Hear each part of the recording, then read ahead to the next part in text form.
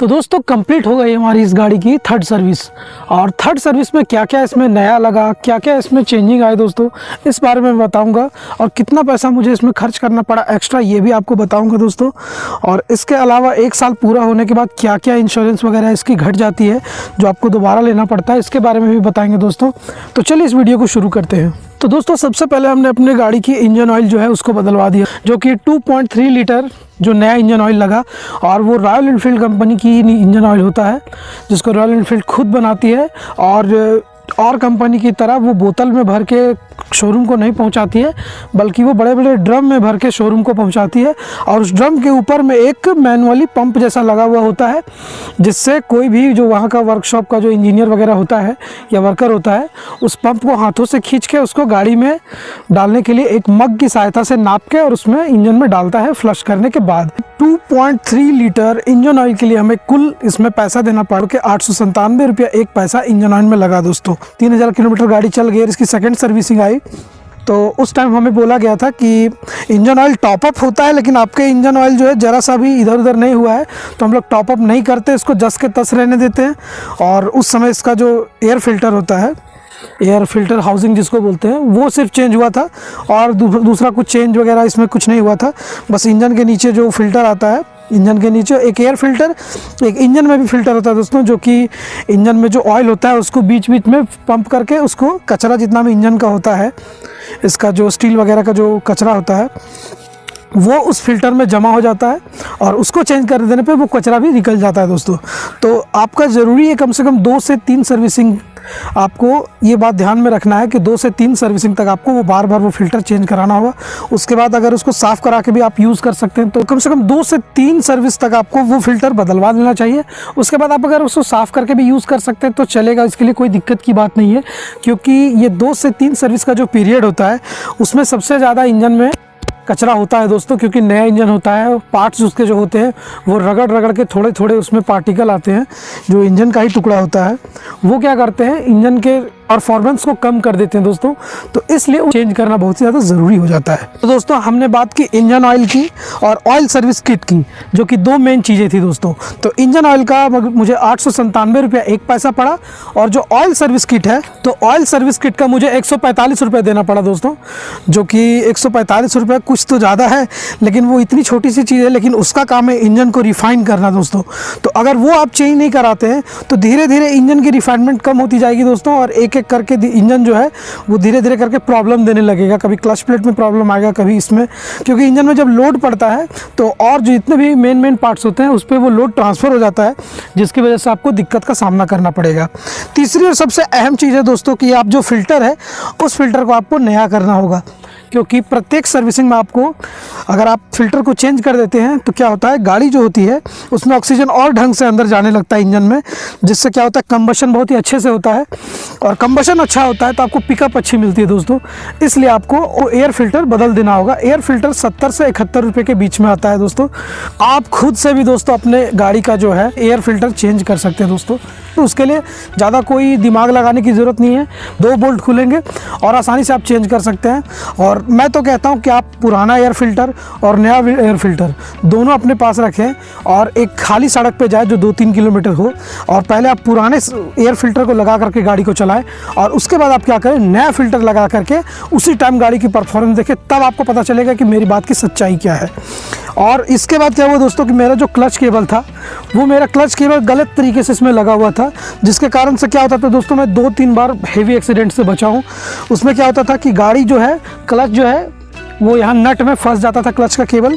और क्लच का केबल नट में फंसने के बाद हैंडल जो है वो यहाँ पे जाम हो जाता था, वो सीधा नहीं हो पाता था। 2-3 बार मैं इस गाड़ी से बहुत बड़ा प्रॉब्लम, एक्सीडेंट होते होते बचा हूँ। इसको सबसे पहले बोला कि क्लच जो है वो नट में फंसता है, जिसके कारण से मुझे प्रॉब्लम हो रही है।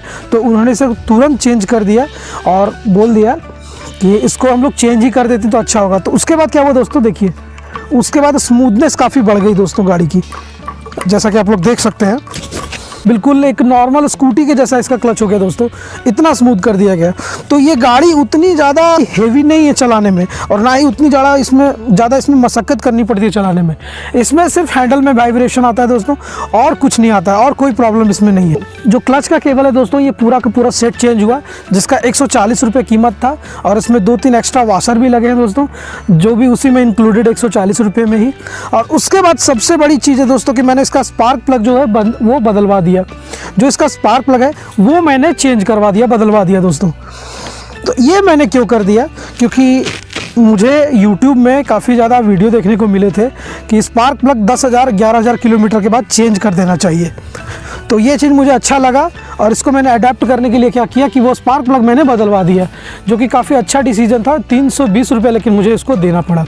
तो मुझे आइडिया नहीं था कि स्पार्क प्लग इतना महंगा आता है दोस्तों। मैंने सोचा कि 100-150 में हो जाएगा, लेकिन एक ज़माना था बजाज चेतक का, उस समय उसमें बॉश का लगता था स्पार्क प्लग, वो थोड़ा कम दाम में आता था उस टाइम। तो वो दिमाग में मेरे ख्याल में था, तो मैंने सोचा कि चलो चेंज करवा देते। लेकिन वहाँ जाके पता चला कि रॉयल एनफील्ड का जो लगाया जा रहा है कंपनी में, वो 320 रुपये का आता है दोस्तों। तो ये थोड़ा ज़्यादा लगा, लेकिन चलिए कोई बात नहीं, क्योंकि 10,000 किलोमीटर में चेंज होता है। उस समय इस गाड़ी को मैंने 9,500 किलोमीटर चला लिया था, और उसके बाद मैंने स्पार्क प्लग को चेंज करवाया था। स्पार्क प्लग लगभग आपको 10 से 12,000 किलोमीटर में चेंज करा देना चाहिए।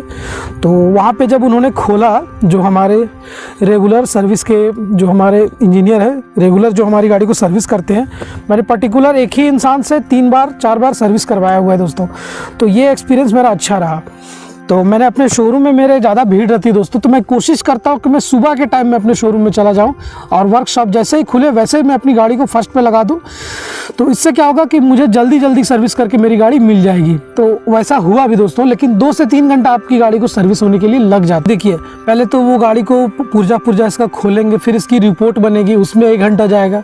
दूसरा घंटा इस गाड़ी को अच्छे से सर्विस करने में जाएगा, और तीसरा घंटा है जो एक्स्ट्रा इसमें सामान लगना है दोस्तों, वो कस्टमर से जाके पूछते हैं कि सर ये चीज़ बिगड़ गई है, इसको रिपेयर करना है या छोड़ देना है। उनका काम इसको चेंज करना है या छोड़ देना है। तो वो क्या करती है, रॉयल एनफील्ड की पॉलिसी क्या है, प्रॉब्लम को वो लोग सुलझाते नहीं, प्रॉब्लम को लोग जड़ से ख़त्म करते हैं दोस्तों। तो इसके लिए वो लोग क्या करते हैं, उस पार्ट को पूरी तरह से बदल देते हैं। अगर एक प्रॉब्लम इस किक में आ गई है तो ये यहाँ से सेट पूरा चेंज कर देंगे, ये रबड़ उसको चेंज नहीं करेंगे। रबड़ मार्केट में मिलती है, लेकिन फिर भी वो इस रबड़ को चेंज नहीं करेंगे, वो यहाँ से पूरा किक को ही चेंज कर देंगे दोस्तों। तो अगला बार मैं क्या कराऊँगा कि जब मैं एयर फिल्टर चेंज कराऊंगा, तो जो हाउसिंग होती है एयर फिल्टर की, उसको भी मैं चेंज करवा दूंगा। इससे क्या होती है, मैंने एक वीडियो में देखा था, परफॉर्मेंस अच्छे से बढ़ जाती है गाड़ी की। और मेरी गाड़ी दोस्तों, जो भी मेरी गाड़ी को चलाता है, वो एक ही बात बोलता है, यार बुलेट जैसी लगती नहीं है चलाने में, स्पोर्ट बाइक जैसी चल रही है। फील तो आती है भाई कि हैंडल में वाइब्रेशन है, फील तो बुलेट वाली आती है, लेकिन इसको चलाने में थोड़ा एक्स्ट्रा पावर है। ये 350 है या कि 500 है। तो ये कन्फ्यूजन उनमें होती है दोस्तों, जो कि मुझे सुन के अच्छा लगता है। एक कॉमन प्रॉब्लम मुझे बहुत दिनों से थी दोस्तों, कि जब भी मैं पिछला ब्रेक मार रहा था, तो शायद पानी वगैरह कुछ चल जाने की वजह से पिछला ब्रेक मारने में बहुत ज़्यादा किरकिर की आवाज़ आती थी दोस्तों, जो कि अच्छा नहीं लगता था। जब भी मतलब कि आप बारिश वगैरह में कहीं जाओ और ब्रेक मारो, तो उसमें चाय की आवाज़ आती थी ब्रेक से। तो वहाँ पे शोरूम में बोला गया कि इसका जो लेदर है ज़्यादा सख्त हो गया है, अगर आप कहें तो इसको चेंज कर दें, वरना इसी को झाड़ झोड़ के लगा दें। तो मैंने कहा कि इसको चेंज ही कर दिया जाए। लेकिन बाद में जब मैं घर आया तब मुझे पता चला कि वो जो ब्रेक शू होता है इसमें, उसको आप लोग थोड़ा बहुत घिस के काम भी चला सकते हैं, लेकिन कंपनी की पॉलिसी है कि प्रॉब्लम को, पता है ना आपको, जड़ से ख़त्म करती है। तो फिर उसने क्या किया कि बदल दिया दोस्तों। तो उसमें पूरा 350 लग गया दोस्तों, 350 रुपये उसमें मुझे खर्च करना पड़ा दोस्तों। और उसके बाद क्या हुआ कि उसके बाद से अभी तक कोई भी आवाज़ नहीं आई है। मैं गहरे पानी में भी इसको लेके जा चुका हूँ, पानी में उसको चला भी चुका हूँ, इसमें पानी भी गया है, फिर भी जो पहले प्रॉब्लम थी उस प्रॉब्लम का अभी तक सामना मुझे करना नहीं पड़ा है दोस्तों। जबकि ब्रेक मैं हमेशा लगाता हूँ और अच्छे से लगाता हूँ। तो 9,300 किलोमीटर तक मैंने इस गाड़ी को चलाया। उस टाइम तक इसमें ब्रेक में प्रॉब्लम आती रही, वो वाली आवाज़ वाली। और हो सकता है कि अभी यहाँ से 9,000 किलोमीटर जब चल जाए, जब ये गाड़ी 17,000 18,000 किलोमीटर चल जाए, तो फिर हो सकता है वो प्रॉब्लम एक बार और आ जाए। तो हो सकता है एक बार और आ जाएगा, तो उस टाइम मैं क्या करूँगा, उस टाइम भी मैं रिस्क नहीं लूँगा, क्योंकि 1 साल का जो पीरियड होता है उस पीरियड में क्या होता है दोस्तों कि इसमें जो ब्रेक शू का जो लेदर होता है वो सख्त हो जाता है, और वो परफॉर्मेंस जो नए वाले में मिलती है ब्रेकिंग की, वो आपको उसमें नहीं मिलेगी।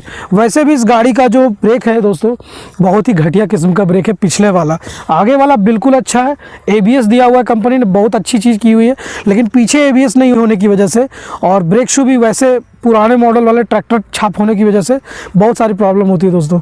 तो 350 इसमें लगा दोस्तों, और एक खर्च मुझे आखिरी बेकार हो गया, वो खर्च मैंने कर भी दिया और वो काम मेरा बना भी नहीं। तो इंडिकेटर जब मैं बायां लगाता हूँ, बायां अगर मुझे जाना है तो वो सही से काम करता है दोस्तों, लेकिन दाहिना वाला में देखिए ये इंडिकेटर काम ही नहीं करता है, इसको कुछ भी कर लो ये काम ही नहीं करता है दोस्तों। तो ये वायरिंग का फॉल्ट है या ये बार बार फ्यूज़ हो जा रहा है, इसका मुझे पता नहीं। 46 रुपये 99 पैसा, यानी कि दोस्तों इसका 47 रुपये मुझे खर्च भी करना पड़ा, और ये फिलहाल काम भी नहीं कर रहा। उस दिन ठीक रहा, जिस दिन मैंने सर्विस करवाई थी उस दिन सही रहा, उसके दूसरे दिन ये ख़राब हो गया, फुका गया, पता नहीं क्या हो गया। और ये जब भी ख़राब होता है दोस्तों तो पीछे वाला ज़्यादा मतलब रैपिडली ब्लिंक करने लगता है। तो पूरा खर्च अगर मिला के बात करूं दोस्तों तो मुझे 1969 रुपीज़ और 1 पैसा खर्च करना पड़ा, यानी कि 1969 रुपया 1 पैसा मेरा इसमें खर्च चला गया दोस्तों।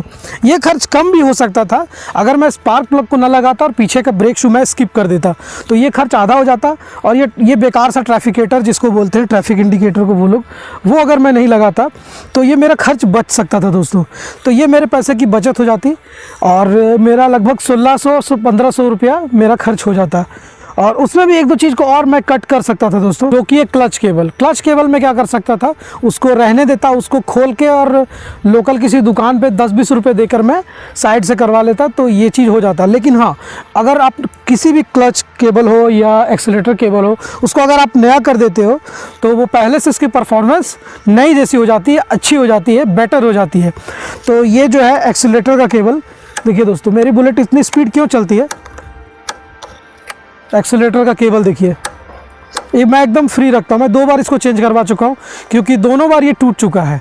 एक बार ये यहाँ से टूटा था और दूसरी बार ये बीच से ब्रेक हुआ था दोस्तों। तो पता नहीं क्यों, लेकिन इतना अच्छा कंपनी होने के बावजूद, अच्छे पार्ट्स बनाने के बावजूद इसका 2 बार एक्सीलरेटर का वायर टूट चुका है। और ये भी ख़राब क्वालिटी का ही दिया गया था दोस्तों, क्लच का वायर, इसलिए क्लच का वायर मुझे 2-3 बार फंसा चुका है दोस्तों। इसका वायर भी थोड़ा सा लगभग 2-3 इंच छोटा था, जिसके कारण से ये बार बार फंस जा रहा था, और उसको सही से लगाया भी नहीं गया था दोस्तों, इसलिए वो मैन्युफैक्चरिंग में कुछ प्रॉब्लम होगी, इसलिए वो वहाँ पे बार बार अटक जा रहा था, या फिर कुछ और प्रॉब्लम होगी, मुझे इसके बारे में आइडिया नहीं है, जिस कारण से मुझे ज़्यादा खर्च करना पड़ा। तो 2-3 खर्च को मैं कम करके इसको लगभग 1400-1300 के आसपास ला सकता था। और दोस्तों इसका सबसे बड़ा फ़ायदा ये है रॉयल एनफील्ड की गाड़ी लेने का, कि आपको 3-3 महीने में, कुछ गाड़ियाँ होती है डेली कम्यूटर बाइक, आपको 3-3 महीने में आपको सर्विस करवानी पड़ेगी। कंपनी का उनका पॉलिसी है कि 3-3 महीने में आपको सर्विस करवानी है। तो ये गाड़ी है दोस्तों उस चीज़ से आपको मुक्त कर देती है, क्योंकि आपको ज़्यादा से ज़्यादा 3 सर्विस, 4 सर्विस, 5 सर्विस फ्री देगी दोस्तों, उसके बाद आपको पैसा लगाना है। तो अगर आप 3-3 महीने में सर्विस करवाओगे तो एक्स्ट्रा सर्विस का कॉस्ट भी आपको देना पड़ेगा, और वही सर्विस अगर आप 6-6 महीने में कराओ, साल भर में करवाओ, तो इस चीज़ का पैसा आपको बचता है दोस्तों। तो नेक्स्ट सर्विसिंग इसकी मैंने अक्टूबर को करवाई थी, तो 3rd सर्विस इसकी अक्टूबर में हुई थी दोस्तों। तो इसके बाद वाली जो सर्विस होगी अक्टूबर के 6 महीने बाद, यानी कि होली के बाद, यानी कि नवंबर, दिसंबर, जनवरी, फरवरी, मार्च, अप्रैल महीने में इसकी 4th सर्विस होगी दोस्तों। और मुझे पता नहीं 4th सर्विस फ्री है या नहीं है, इसका मैंने रिसर्च वगैरह नहीं किया हुआ है।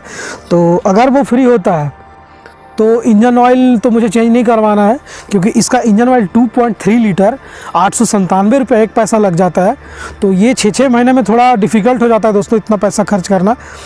तो मैं क्या करूँगा, इसको साल में 1 बार इसका इंजन ऑयल चेंज करवाऊँगा, और 2 बार इसका जो फ़िल्टर होता है, ऑयल फ़िल्टर वो, और साल में 1 बार मैं इसका जो एयर फ़िल्टर है वो चेंज करवाऊंगा, और केबल साल में 1 बार मैं चेंज करवा दूंगा। इससे मेरी गाड़ी नई जैसी दोबारा हो जाएगी, नई जैसी परफॉर्मेंस देगी दोस्तों। और टायर इसका है दोस्तों अपना 33% जीवन इसका पूरा कर चुका है, और चेन भी इसकी बार बार ढीली पड़ जा रही है, और चेन को मैं बार बार ल्यूब करता हूँ, लेकिन फिर भी वो नए जैसी परफॉर्मेंस जो होती है वो अभी नहीं दे रही है। तो चेन को भी चेंज करेंगे दोस्तों, लेकिन अभी फ़िलहाल बजट हमारा टाइट है, इसलिए इसमें खर्च हम लोग कम कर रहे हैं।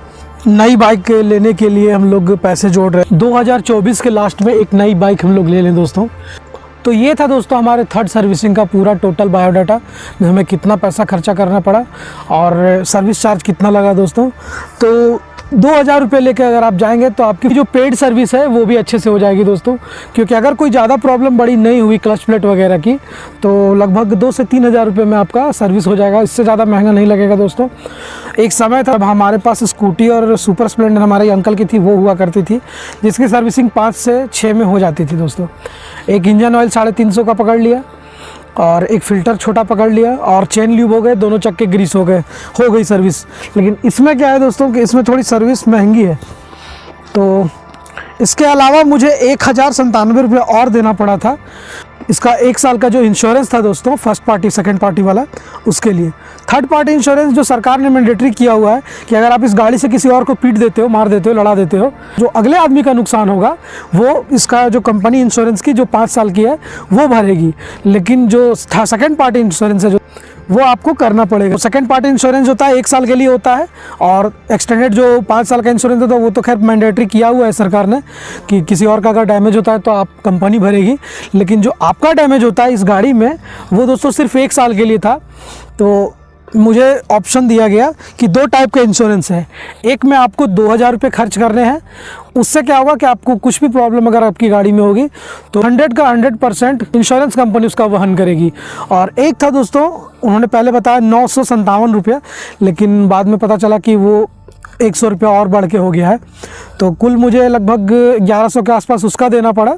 तो इस तरह मेरा 3100-3200 रुपया खर्च हो गया, प्लस में वहाँ जाने का पेट्रोल वगैरह और 1-2 काम और हुआ, इसमें मुझे देना पड़ा दोस्तों। तो अगर आप चाहते हैं कि आपकी गाड़ी अच्छे से सर्विस हो दोस्तों, तो मैं आपको बता देना चाहूँगा कि आप एक ही मिस्त्री से, एक ही उसका वर्कर जो होता है, वर्कशॉप का इंजीनियर जो भी होता है, एक आदमी से काम कराओ, और काम कराने के बाद दोस्तों उससे आप एक अच्छा दोस्ती जैसा रिलेशन बना लो। उससे क्या होगा दोस्तों, अगर वो किसी और गाड़ी का सर्विस कर भी रहा है दोस्तों और आपने अपनी गाड़ी लगा ली है, तो आपको प्रायोरिटी देगा कि नहीं ये हमारा कस्टमर है, ये हमारे से कराता है, ये हम पे भरोसा करता है। तो ये थी हमारी गाड़ी की थर्ड सर्विस की वीडियो दोस्तों। और इसी तरह और नए और अच्छे वीडियो के लिए हमारे चैनल को सब्सक्राइब करें, लाइक करें, शेयर करें, क्योंकि ये सिर्फ मेरा चैनल नहीं है, ये हमारा चैनल है। मैं हमेशा अपनी वीडियो में बोलता हूँ, मैं इसलिए बोलता हूँ क्योंकि एक समय में हमारा 0 सब्सक्राइबर था, 0 से 1 हुआ, 1 से 2 हुआ, 2 से 20 हुआ, 20 से 200 हो गया। आज हमारा चैनल लगभग 400 के आसपास सब्सक्राइबर गेन कर चुका है, और ये जेन्युइन सब्सक्राइबर है दोस्तों। ये नहीं कि रील्स मैं बनाता हूँ, रील्स देख के नहीं आया है दोस्तों, ये एक नॉर्मल ऑर्गेनिक सब्सक्राइबर्स का एक ग्रुप है दोस्तों जो हमारे चैनल पे आया हुआ है, और ये मेरे अपने हैं। मैं डेली अपना यूट्यूब का जो स्टूडियो होता है, यूट्यूब स्टूडियो का जो ऐप होता है, वो खोल के मैं एक सब्सक्राइबर को चिन्हित करता हूं दोस्तों। मैं देखता हूं किसने मेरा चैनल सब्सक्राइब किया, किसने चैनल में कमेंट किया, लाइक किया है, और उस सब्सक्राइबर को मैं अपनी एक कॉपी में, डायरी में लिख के रखता हूं दोस्तों कि जो रेगुलर लाइक कर रहा है, सब्सक्राइब कर रहा है। तो जब गिव अवे चालू होगा दोस्तों, तो सबसे पहले ऐसे सब्सक्राइबर को पहले हम ध्यान में रखेंगे दोस्तों, क्योंकि एक ना एक दिन ये चैनल बड़ा ग्रो करेगा दोस्तों। आज करे, कल करे या परसों करे, ये 10 साल बाद करे, लेकिन ये चैनल अच्छे से ग्रो होगा, और इसका फ़ायदा हमारे उन ऑर्गेनिक जेन्युइन सब्सक्राइबर को होगा, इस चैनल का फ़ायदा। ठीक है, मिलते हैं नेक्स्ट वीडियो में। बाय बाय दोस्तों।